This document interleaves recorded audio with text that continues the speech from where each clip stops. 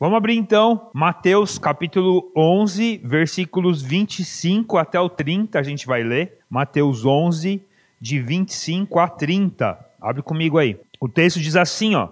Naquela ocasião, Jesus disse: Eu te louvo, Pai, Senhor dos céus e da terra, porque escondeste essas coisas dos sábios e cultos e as revelaste aos pequeninos.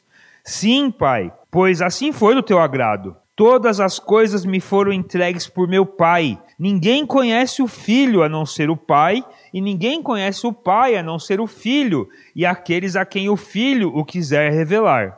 Venham a mim todos os que estão cansados e sobrecarregados, e eu darei descanso a vocês.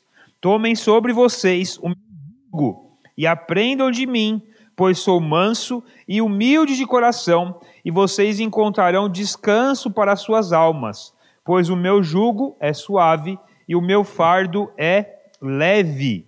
Ótimo, vamos entender um pouquinho do contexto desse texto, e aí eu vou explicar alguns aspectos bem específicos do texto, e depois a gente vai explorar o tema sobre a igreja de braços abertos, e hoje eu vou falar sobre uma igreja inclusiva, e a gente vai falar sobre isso. Talvez você já ouviu bastante essa palavra, para alguns você tem medo dessa palavra, quando você ouve, para outros você vê um ponto de esperança.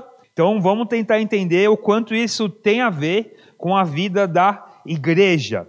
Primeira coisa que a gente tem que entender em relação a esse texto aqui, de Mateus capítulo 11, é o contexto em que Jesus se encontra ali.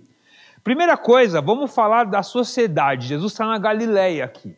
A Galileia está no norte de Israel ali, perto do mar da Galileia, e é uma região extremamente próspera naquela época. Era uma região muito rica. Aliás, Israel todo era uma região muito próspera. Para você lembrar disso, porque era próspero, onde Jesus nasceu, se você lembrar de Gálatas capítulo 4, versículos 4 e 5, olha o que Paulo fala sobre o tempo em que Jesus chegou. Mas quando chegou a plenitude do tempo, Deus enviou seu Filho, nascido de mulher, nascido debaixo da lei, a fim de redimir os que estavam sob a lei, para que recebêssemos a adoção de filhos. A plenitude do tempo é um tempo cheio, completo, perfeito, era próspero, era o momento certo. Jesus não chegou nem atrasado e nem antes do tempo, nem adiantado. E o contexto histórico, político, cultural era o melhor. Israel estava sob o governo romano, então tinha paz, tinha governo, tinha liberdade, você podia ir para lá ou para cá, tinha uma economia forte. Tinha uma língua única, todo mundo falava grego, então todo mundo podia se comunicar.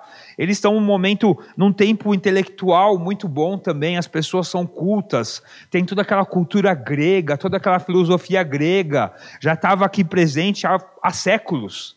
Eles já pensavam de formas diferentes, foi por isso que Paulo usou muito disso também. E a liberdade religiosa para Israel era muito grande. Israel, mesmo sendo governada por um governo pagão, podia cultuar Deus tranquilamente, eles não tinham nenhuma limitação.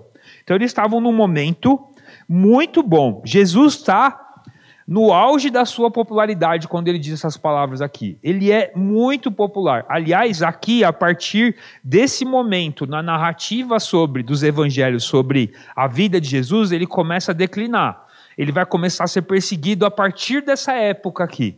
Aqui ele ainda estava muito popular. Se você ler os capítulos 8, 9, 10 de Mateus, Jesus está fazendo diversos milagres.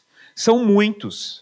É paralítico que sai andando umas 2 vezes, cego que enxerga, mudo que volta a falar, endemoniados são libertos da escravidão dos demônios. Então Jesus está muito popular. Porque ele está muito popular, ele começa a incomodar algumas pessoas. Quando ele começa a incomodar algumas pessoas, a popularidade dele começa a cair.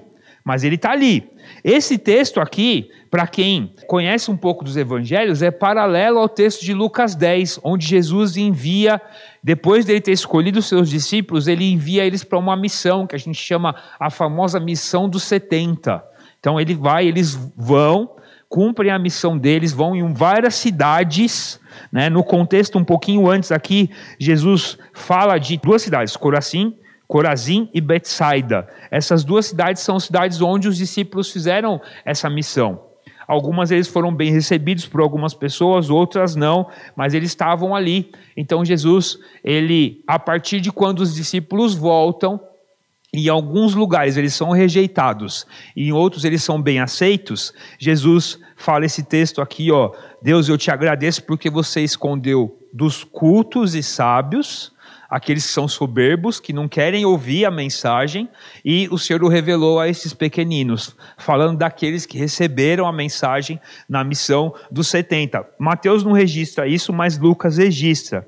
E nesse texto especificamente, nesse contexto do capítulo 11, a gente vê dois movimentos que são os que eu vou explorar hoje, tá bom? Quais são os movimentos? Primeiro, no começo do capítulo 11, Jesus critica como os fariseus, eles eram exclusivistas. O que são fariseus? Fariseus eram os grupos religiosos da época. Um dos grupos religiosos que era mais influente. Eram as pessoas lá que eram os santarrões da sociedade, e eles eram muito exclusivistas. O que é exclusivista?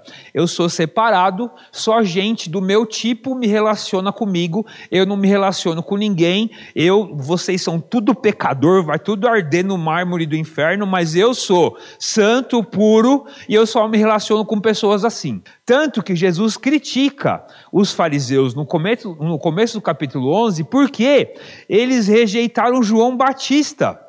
João Batista, Jesus fala que foi o maior dos profetas desde Elias. E ele fala, vocês rejeitaram ele porque ele vivia no deserto, porque ele se vestia de forma simples, porque ele se alimentava de forma simples, mas ele era um homem de Deus. Não tem homem maior do que esse até esse tempo. Jesus fala assim. E os fariseus perseguiam e criticavam João Batista. Ele fala, vocês são muito exclusivistas, vocês são muito fechados no seu mundo, vocês acham que vocês são separados, que vocês são perfeitos. E Jesus critica isso. Um outro movimento que Jesus tem aqui é criticar o restante de Israel. Que diferente dos fariseus que eram santarrões, Israel tinha aberto suas fronteiras para a libertinagem. E aí Israel então aceitava qualquer coisa. Buscava Deus na sinagoga, mas virava a esquina, o mesmo judeu entrava num templo pagão e prestava culto para algum outro Deus com uma prostituta. Israel estava assim, Israel estava perdida e ela queria colocar e abraçar, o povo de Israel queria colocar e abraçar, na comunidade no geral, não nos fariseus que eram todos santarrões, queriam abraçar todos os tipos de culturas e crenças, achando que isso é bom, ó, aqui ó, crença, vamos louvar a deusa Diana, vamos, essa é boa, coloca aí na nossa lista, vamos louvar Zeus, coloca aí também, Apolo, né? Eles estavam no tempo de Roma, era Apolo, vamos louvar Apolo, então coloca aí, vamos fazer tudo isso. Eles tinham essa abertura, e eles aceitavam qualquer coisa dentro da comunidade do povo de Deus. Tudo bem, pode vir desse jeito aí tá bom também, a gente aceita. Isso até de forma política, do tipo, vamos ser aceitos por todo mundo? Vamos. Então, vamos fazer a política da boa vizinhança. Vamos abrir a porta da sinagoga e todo mundo entra e fica do jeito que está mesmo e assim vai. Isso para alguns grupos, os fariseus não. O fariseu não se relacionava com ninguém, mas Israel incluía na sua cultura, que era uma cultura baseada no governo de Deus, devia ser assim, eles incluíam e aceitavam qualquer coisa. Tanto que Jesus, ele, num texto um pouco antes desse texto que a gente leu, ele começa a criticar e falando assim, ele fala de Corazim e Betsaida, ele fala assim, se os milagres que foram realizados entre vocês fossem realizados em Tiro e Sidom, que eram cidades dos filisteus, ou em Sodoma, que a gente conhece a história de Sodoma e Gomorra, que foram destruídos porque eram perdidos, fala assim, se tivessem sido realizados esses milagres naquelas cidades, eles teriam se arrependido e vocês não se arrependem. Eles estavam totalmente imersos na libertinagem e tendo práticas pecaminosas muito grandes. Vamos lá então, vamos entender agora, a gente entendeu o contexto, vamos entender algumas expressões que a gente vê nesse texto aqui. A primeira delas é quem são os sábios e cultos. A expressão sábios e cultos parece que é um sinônimo, né? Sábio e culto é a mesma coisa, a pessoa é sábia ou ela é culta. Mas no original lá elas têm significados diferentes. A palavra sábio aqui significa aquele que é habilidoso, que é capaz. Não, é aquela pessoa que ela consegue fazer, ela é muito boa em fazer as coisas. É muito boa mesmo. E a palavra culto, sim, tem a ver com conhecimento. É aquele que conhece todas as coisas. Mas naquela época, ser sábio e culto tinha a ver também com orgulho, com presunção. Eu sei o que fazer, eu sei como faz, eu tenho o poder de decidir o que é certo e errado. Essa é a expressão. É por isso que Jesus usa ser sábio e culto aqui de forma negativa. Ele está falando daquele que acha que ele sabe a verdade. Ele sabe o que é certo e errado. Ele consegue definir, para mim o certo é isso e pronto, e eu sei porque eu sou sábio e culto. Então Jesus está usando essas duas expressões de forma negativa, não é positiva. Ele não está elogiando porque a pessoa é inteligente. Ele está dizendo, você é tão inteligente que você acha que você é dono da verdade. E ele contrasta isso com essa expressão pequeninos. Pequeninos aqui é a mesma palavra que usa no Novo Testamento todo, praticamente para crianças. É a palavra. Só que ela também tem a ver com aquele que é inocente e dependente do outro, que se coloca numa situação de eu confio em alguém que sabe mais do que eu. Então por isso que ele contrasta sábio e cultos com pequeninos. Outra expressão importante que a gente vai ver lá na frente, cansados e sobrecarregados. Essas expressões aqui, no português, elas não são tudo aquilo que a gente pode entender com essas palavras aqui lá no original. A palavra cansado aqui tem a ver com alguém abatido. E abatido não porque ela fez alguma coisa, ela correu, fez uma corrida e ficou cansada. Não, é alguém que está sendo pressionada porque ela está servindo a uma outra pessoa que está fazendo mal para ela. Exatamente essa expressão. Alguém que está servindo alguém como escravo. Alguém que está ali servindo alguém sendo maltratado. Essa é a expressão escravo aqui. A expressão sobrecarregado já tem um pouco mais a ver com a tradução no português. É alguém que é oprimido. Não só porque ela está servindo, mas uma opressão do tipo de um governo que é corrupto, sabe? Esse tipo de opressão. Então, essa é o significado da palavra sobrecarregado aqui.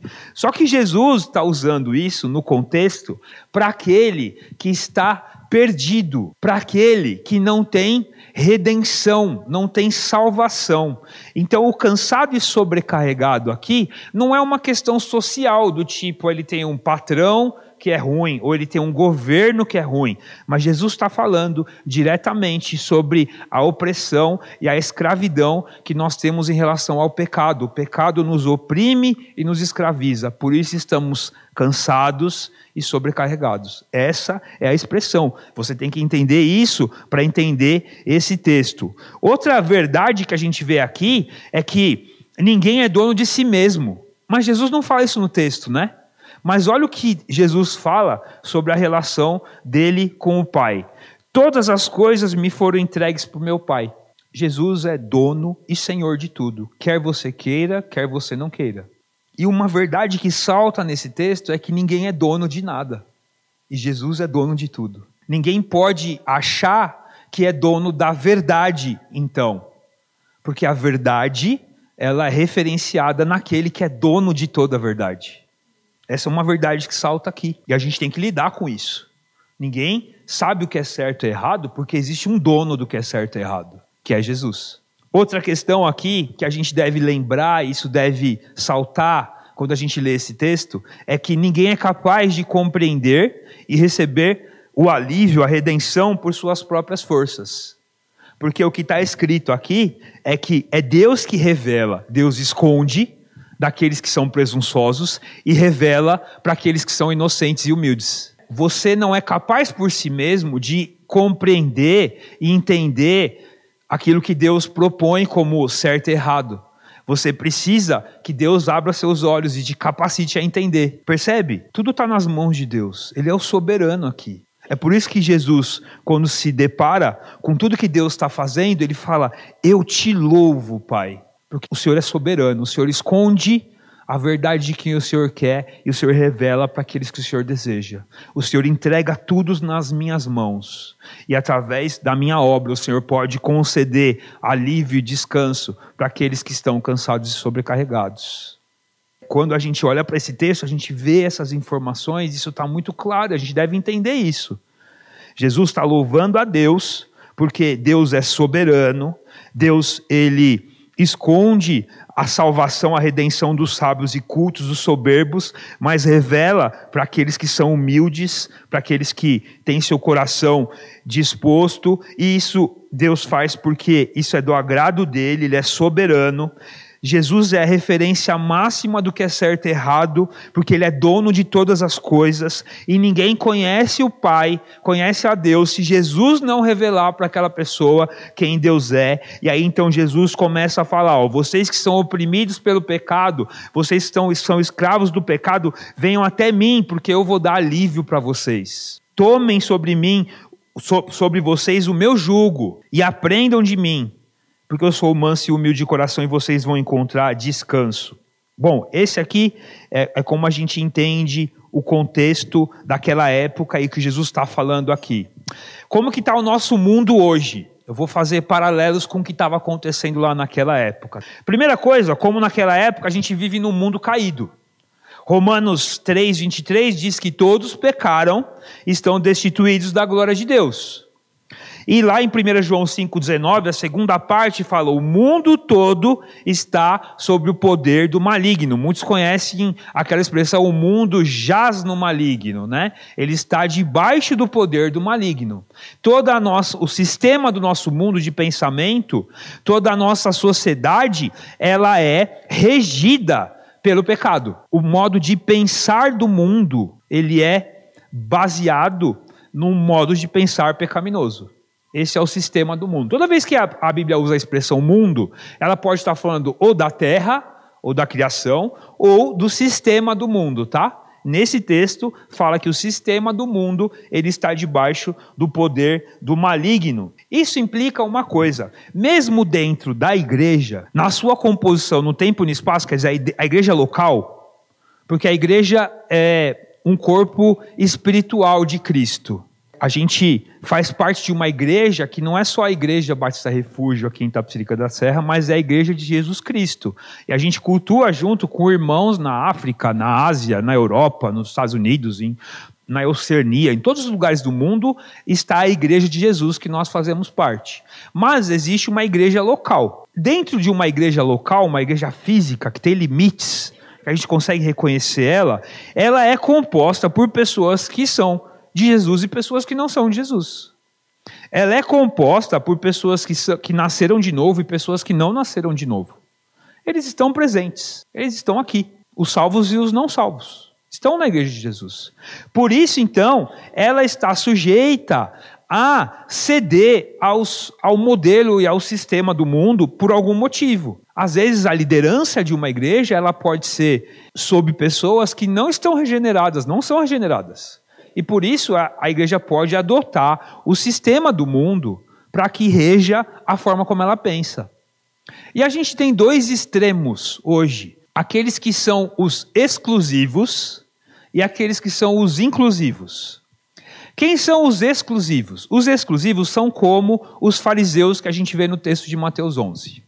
Um exclusivista, ele vai falar que nós somos perfeitos. Aqui não entra o mal. Aqui só tem pessoas aqui, se qualquer um aqui que levanta a mão para chamar o ônibus, Deus já leva, que é tudo santo e perfeito. Aqui é tudo assim, todos nós somos santos. Nós não suportamos o pecado, o mal, a libertinagem, preservamos a família brasileira e por aí vai. Então esses são os exclusivistas. Nós somos um grupo fechado e aqui só entra quem está do nosso jeito, no nosso modelo, no nosso padrão. Pregar de touca, tá, isso aí vai para o inferno, né? Nem é salvo. Cadê a gravata? Cadê a gravata? Cadê? O outro vem pregar aqui, vem orar aqui com a camiseta do super-herói, com a blusa do super-herói. Está perdido esse mundo. Então esses são os exclusivistas. E aí, gente, esse é uma parte de um grupo. E aí também tem os inclusivos ou os inclusivistas, não sei se existe essa palavra. Ser inclusivo é característica daquele que coloca alguma coisa dentro de alguma coisa. Os inclusivos, agora eu vou falar de ideologia, tá? Não vou falar do significado da palavra. A ideologia é que a gente tem que colocar dentro e abraçar qualquer tipo de pessoa. A gente não pode deixar ninguém de fora. Todo mundo tem que entrar. Só que junto com a ideologia inclusiva, que eu acho isso muito bom, o aspecto que é bom do que é ser inclusivo. Mas junto com isso, carrega um monte de coisa, que é você ser afirmativo, que é você deixar com que a pessoa, aquilo que a pessoa se reconhece e identifica, você apoiar aquilo e dar valor para aquilo. Então, a ideologia de ser inclusivo, ela tem a ver com você aceitar qualquer tipo de pessoa dentro do seu grupo e mantê-la do jeito que está, e daquele jeito tá bom, e nada precisa ser transformado. Eu estou falando de ideologia como um todo aí, tá? Porque eu entendo que ser inclusivo no sentido, precisamos ser inclusivos nas empresas, por exemplo. Há pessoas diferentes em relação à sua limitação física, por exemplo. A empresa que eu trabalho, eles têm um programa muito bom de incluir dentro do grupo de trabalho pessoas que têm algum tipo de limitação física, algum tipo de deficiência física. Eu trabalho numa empresa de tecnologia. Lá temos funcionários que são cegos. A empresa se ajustou para que essas pessoas possam ser incluídas naquele grupo. Uma pessoa que tem uma limitação física e assim por diante. Ou, por exemplo, a gente ter espaço para mulheres. Lá onde eu trabalho também existe um movimento para que 50%, metade de todos os líderes da empresa sejam mulheres. Infelizmente, na nossa sociedade, que de certa forma é muito machista, a gente tem 90% dos líderes homens e 10% de mulheres. Então, a gente tem um movimento lá, a empresa já está com 30%, daqui a pouco a gente chega nos 50%. Então, existe essa questão. Mas a ideologia do inclusivismo, ela tem essa questão de ser afirmativa, tudo, e você não precisa mudar o jeito que você está, que o próprio estado da pessoa já é redentivo. O que quer dizer isso? Quer dizer que, tá vendo? Ele sofre, porque ele sofre, ele já está bom, isso já é redenção, ele já precisa de misericórdia. Vocês vão entender o que eu vou falar aqui na hora que eu vou ler uma igreja que se propõe a ser inclusiva. Os dois textos, dos dois exemplos que eu vou usar, eu vou usar exemplos sobre ser inclusivo em relação à comunidade LGBTIA+, né? Eu tenho que falar todas as letras aqui. Mas em relação à sexualidade, acho que faltou um Q aqui nesse texto. Mas em relação à sexualidade. Então, os dois textos que eu peguei são isso aí, mas a gente tem outros aspectos disso aí dentro da ideologia. Mas eu vou falar dos inclusivos e dos exclusivos em relação à sexualidade. Vamos lá. Olha como uma igreja inclusiva ela vai falar sobre como a gente deve abarcar aquele que é diferente em relação à sua sexualidade. Historicamente, a igreja hegemônica obriga as pessoas LGBT+, a fazerem uma escolha. Para pertencerem a uma comunidade cristã, precisam anular a sua identidade e sexualidade. Em algumas dessas igrejas, elas até podem assumir publicamente sua orientação sexual, mas sua pertença ao grupo será restrita ou anulada. Você pode ser gay, só não pode praticar. Exigir essa escolha de alguém é diabólico, pois o pertencimento, a identidade, o afeto e os relacionamentos são direitos de todas as pessoas que foram criadas à imagem e semelhança de Deus. Na igreja X, seguimos o caminho aberto por Jesus e nos comprometemos a amar sem medidas. Lutamos contra todas as formas de opressão, porque essa é a nossa vocação como igreja. Tá tudo bagunçado. Gente, isso aqui tá errado, tá? Eu não tô lendo alguma coisa que tá certa. Qual que é o problema aqui? Relativismo. Eles falam que é assim, mas a gente pensa que é assim.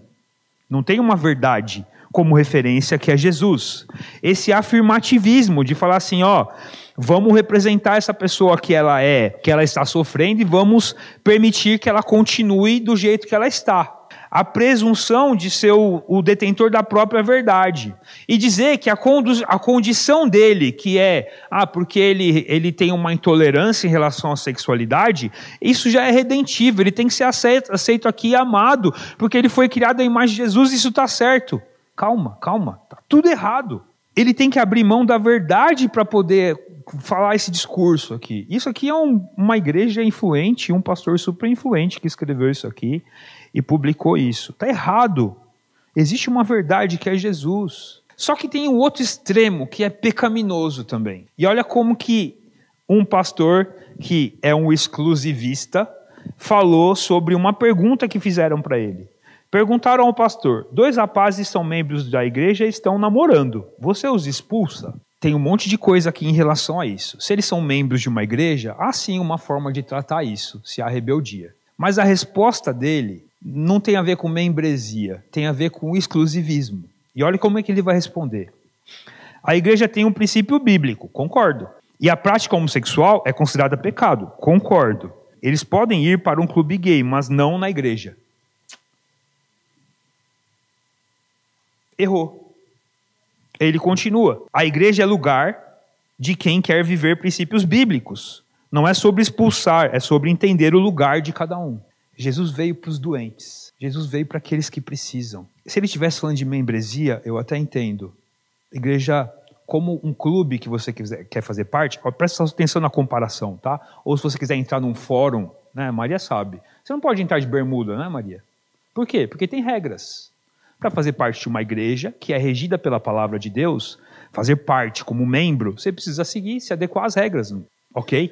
Mas entrar aqui dentro e falar, não, você não pode vir aqui, você tem que ir para o clube gay, isso é ser exclusivista, do tipo, aqui só entra pessoas perfeitas. Você é perfeito? Se não é perfeito, não tem como você ficar aqui. Vai lá para fora, vai para o bar, vai lá, vai fazer alguma coisa, que aqui só entram pessoas perfeitas. O discurso dele é esse. Isso está errado. Da mesma forma que o outro falou, aqui pode entrar qualquer um e ficar do jeito que está, não precisa mudar, porque aqui está bom, toda forma de amor é válida. Esse aqui também está errado falando aqui só, entra gente perfeita. Ele é o fariseu lá.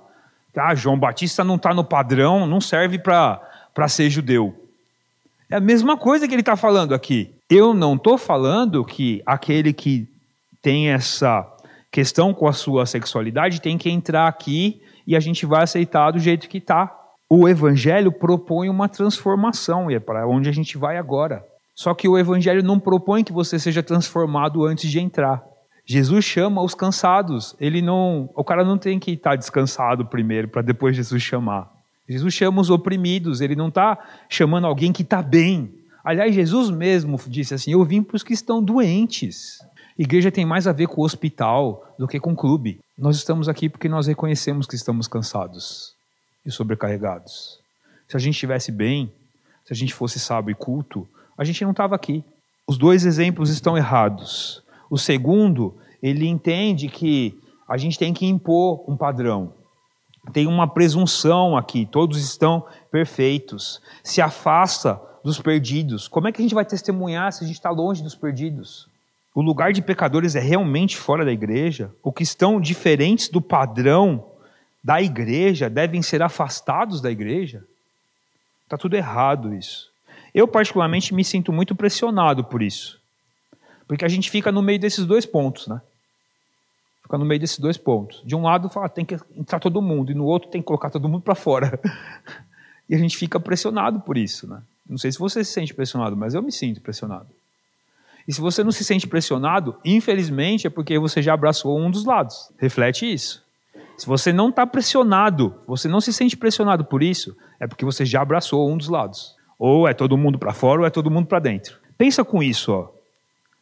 Se nós fôssemos apenas inclusivos, quer dizer, todo mundo para dentro, não faz sentido o que a gente está fazendo aqui.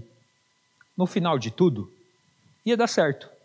Não precisa de igreja, não precisa de evangelho, não precisa de Jesus morrer na cruz. No final, Deus resolve tudo. Não precisa ser transformado, não precisa mudar, não precisa de nada. Estava tudo bem, vamos viver desse jeito. Ninguém precisa mudar.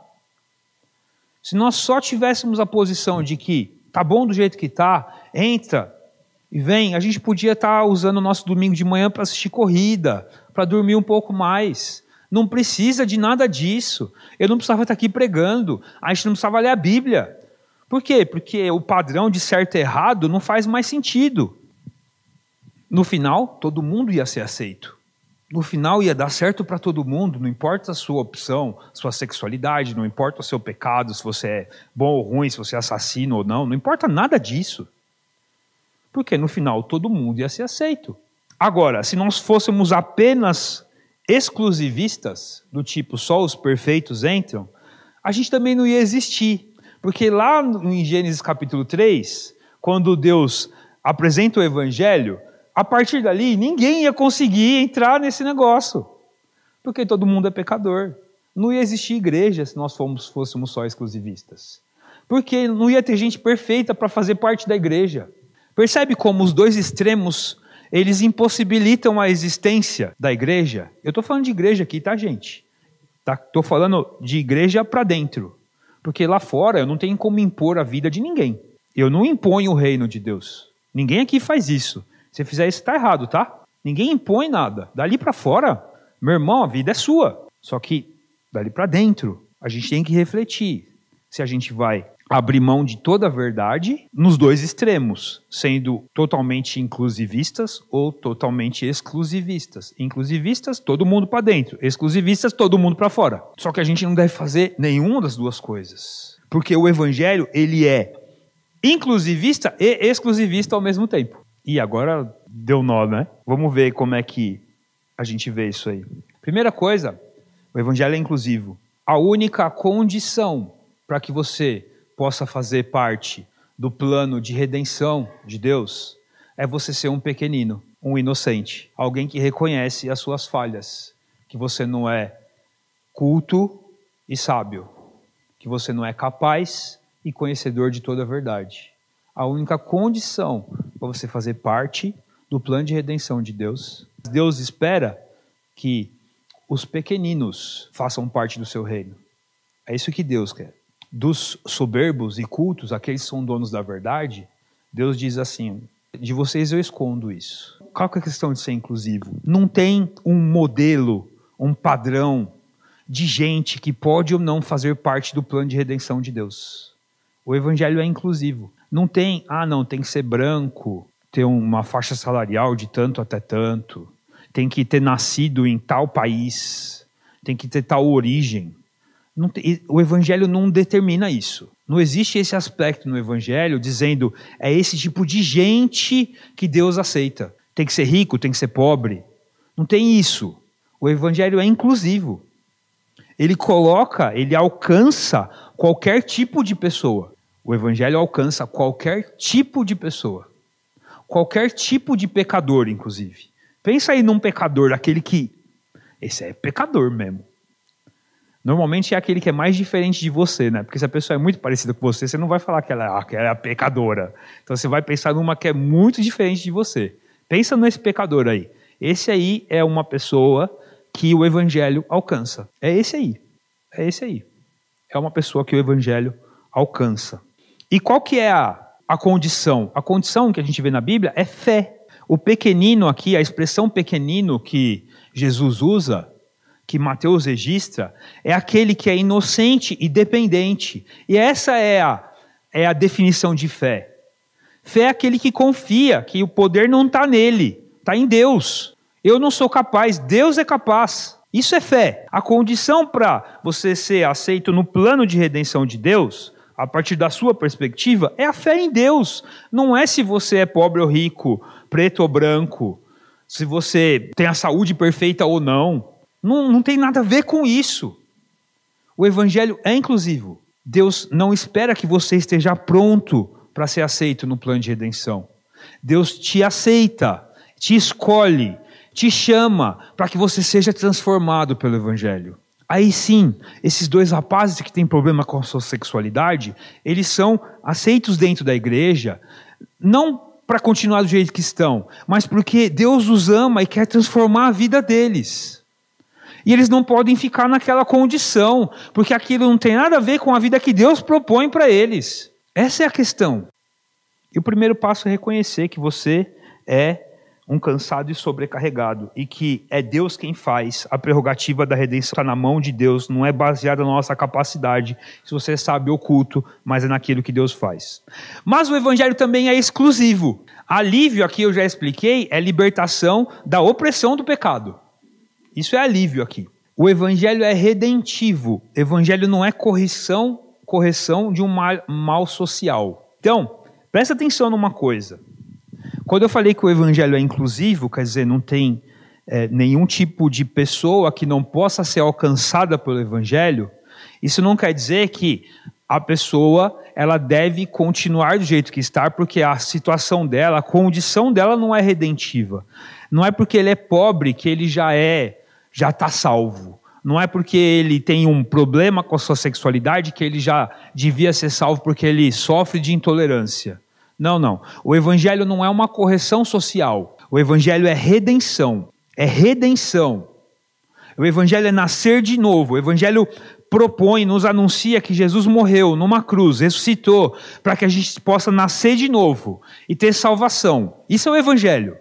O evangelho não é correção social. Não é para o pobre ser rico e para o rico a gente nivelar tudo. O evangelho não existe para isso. O evangelho não é uma ideologia política, não é um discurso político.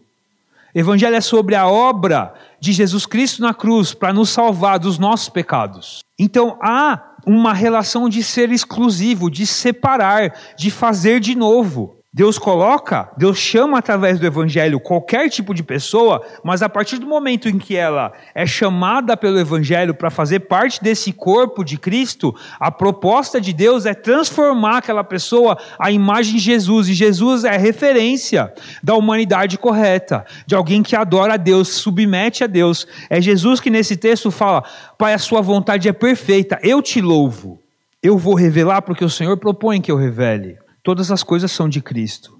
É Ele quem decide qual que é o padrão dentro do plano de redenção. Ser chamado pelo Evangelho para ser salvo implica em entender que Jesus é Senhor, e a partir de agora você é dele, e você vai viver para Ele, do jeito dele, porque Ele é a fonte de toda a verdade. Ser alcançado pelo evangelho não é ausência de responsabilidade. E a gente olha para a palavra descanso aqui e a gente fica bem passivo, né? A tradução melhor para a palavra descanso no texto da NVI é alívio. Alívio é Jesus te liberta da opressão do pecado. Mas não quer dizer que a partir dali você não tem nenhuma responsabilidade. Tanto que Jesus propõe, então venham e aprendam de mim. Peguem o meu jugo, o meu jeito de viver, e vivam a partir desse jeito de viver, que é assim que vocês vão ter alívio.